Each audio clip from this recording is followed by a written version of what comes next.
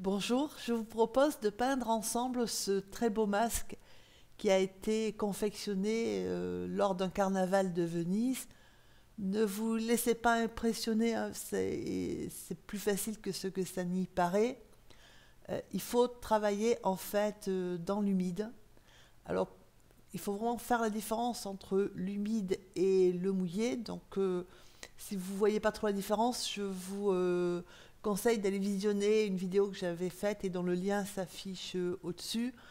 C'est important de travailler dans l'humide de manière à ce que quand on va déposer les bleus et ensuite l'ocre, les couleurs se juxtaposent mais ne se mélangent pas. C'est-à-dire que si vous mettez, si vous travaillez dans le mouillé ou avec des couleurs qui sont trop diluées, elles vont forcément courir partout et elles vont se mélanger les unes aux autres. Alors pour le bleu, les bleus, pardon, c'est bien.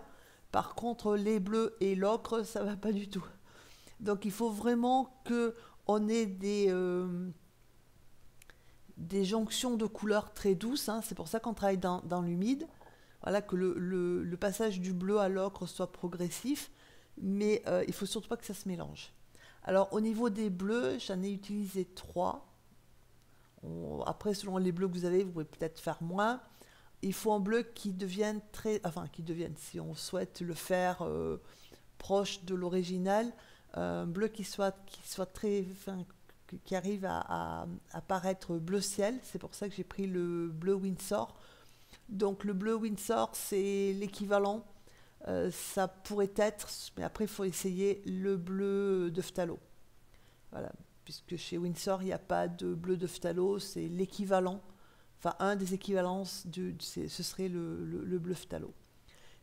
Donc le bleu phthalo pour faire le côté bleu ciel, le bleu de cobalt qui est utilisé pour la majorité du bleu est associé au bleu d'outre-mer qui donne en fait cette couleur un peu bleu soutenu et bleu qui est qui tire un peu vers le bleu nuit en fait.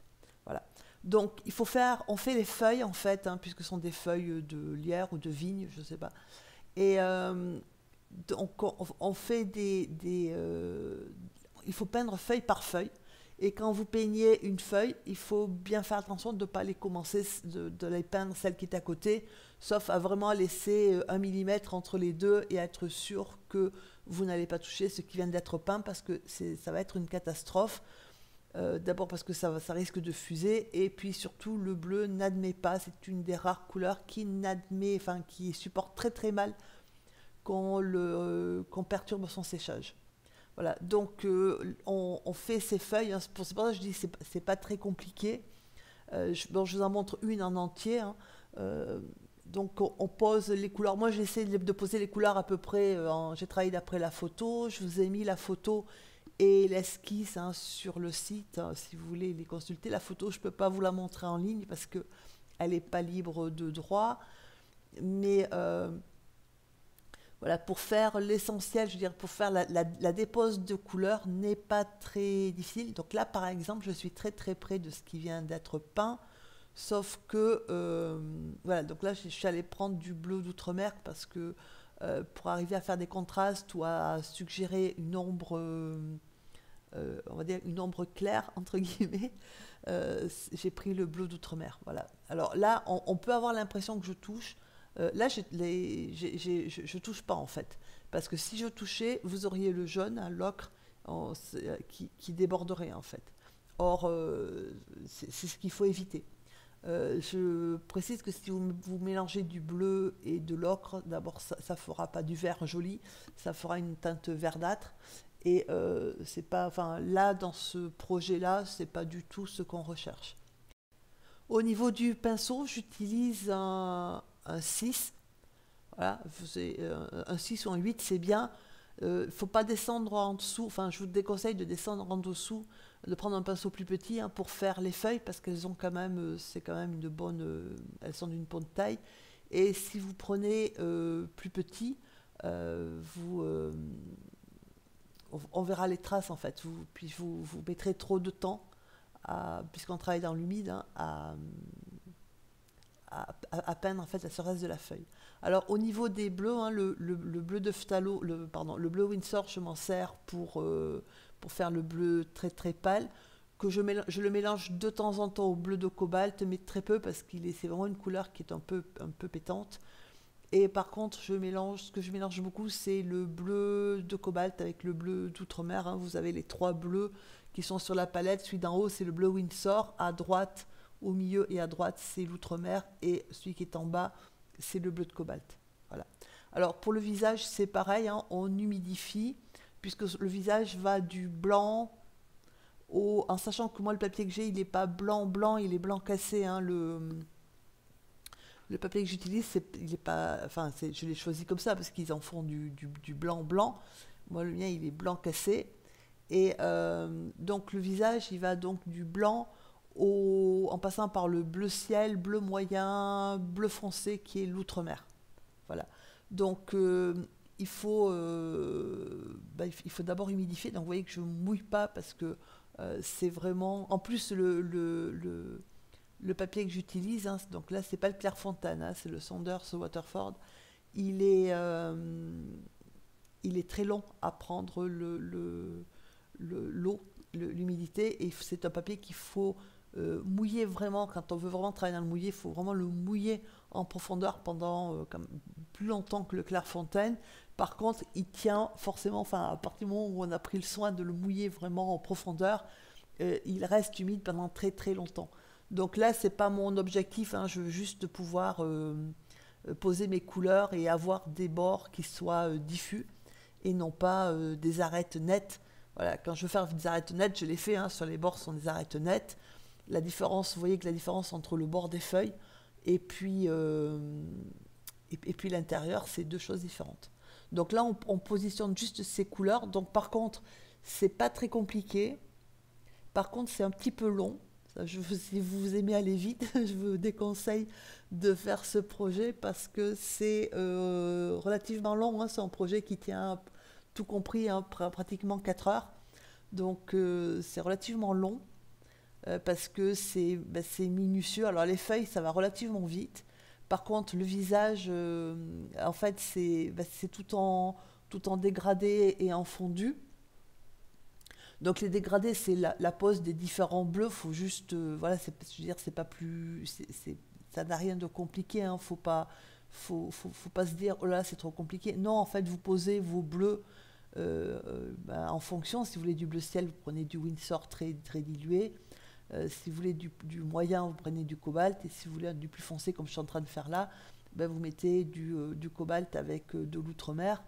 Et voilà, vous positionnez vos couleurs comme ça et vous prenez soin de passer un pinceau essoré sur les bords de manière à ne pas avoir des bords trop définis comme on a pour l'extérieur. Voilà, donc là j'ai un peu avancé parce que vous montrez feuille par feuille, je ne voyais pas trop l'intérêt.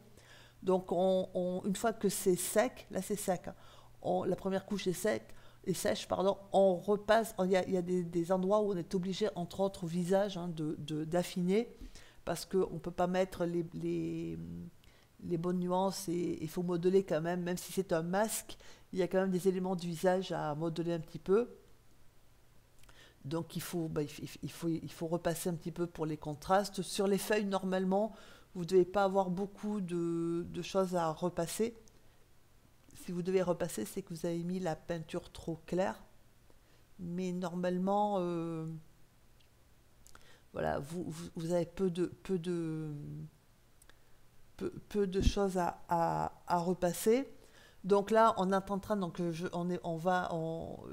vous suis en train de montrer comment j'ai fait les ombres là, du visage, puisque donc c'est de l'outre-mer, hein, pour l'instant, avec un peu de cobalt, mais c'est souvent de l'outre-mer, qui en fait c'est l'ombre entre au niveau des feuilles et l'ombre bien sûr de l'arrière de la tête. Donc pour faire l'ombre très très foncée que vous voyez, j'ai pris de l'indigo en fait, que j'ai mélangé au niveau de la tête avec du bleu d'outre-mer et du bleu de cobalt, hein, c'est ce qui est au milieu là, le rendez-vous des trois bleus. Et puis par contre, je me suis dit, puisque la photo s'arrête là, hein, on voit juste, elle est sur fond noir, hein, la photo, ce qui facilite aussi peut-être les choses. Moi, par contre, comme je voulais pas le faire en fond sombre, j'aurais pu, hein, parce que, à la limite, si vous regardez, alors noir peut-être pas, mais l'indigo que je suis en train de mettre, j'aurais très bien pu le mettre tout autour. Bon, c'était pas ma vision des choses, mais ça pourrait être aussi ça. Du coup, j'ai commencé à faire le début du buste parce que voilà, c'est la même raison qui m'a amené à faire les yeux que j'ai pas mis dans le tuto parce que juste les yeux, ça prend déjà à faire. Ça m'a pris bien 3 quarts d'heure à peu près, hein, entre une demi-heure et 3 quarts d'heure. Expliquer comment on fait des yeux dans un tuto de 10 minutes, enfin une quinzaine de minutes qui porte sur un masque, c'était un peu compliqué. Donc c'est pour ça que je ne l'ai pas montré. Donc après, soit vous essayez de peindre des yeux, mais si vous n'en avez jamais fait, ça va pas être facile. Sinon, l'autre solution, c'est sauf si les yeux comme ça vous gênent pas. Moi, ça me perturbait beaucoup. C'est pour ça que j'ai fait les yeux.